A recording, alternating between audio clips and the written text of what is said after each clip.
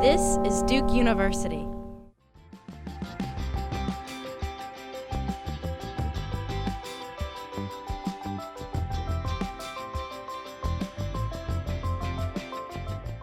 My name is Audrey Chang. I received my PhD from Duke Biology in 2009.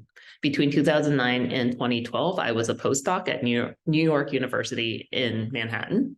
And during that time, I was supported by an NIH grant, for which I was incredibly thankful and still am to this day. The number one piece of advice that I would have, and I want to lead with this because, I think that we want to get in the habit of putting the message we want to get across early on in the conversation, is really to start building that professional network right away, because that's how I found my first postdoc and my only postdoc. That I should mention this, because at the time I really was focused on becoming an academic researcher. I had envisioned myself going to a university such as Duke or something like UC Davis, right?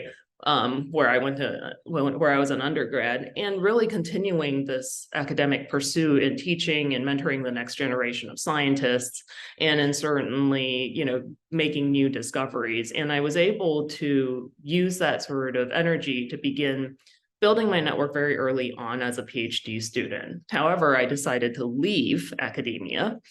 And so I think if I were to look back now, I would end this conversation with saying I wouldn't have done a postdoc, because it turns out I was really quite savvy at business and at organizational development and planning.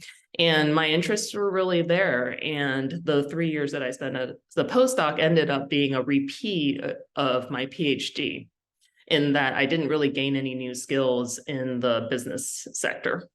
So if you're even thinking about going outside of academia, now is really the time to start. Thank you so much, and good luck.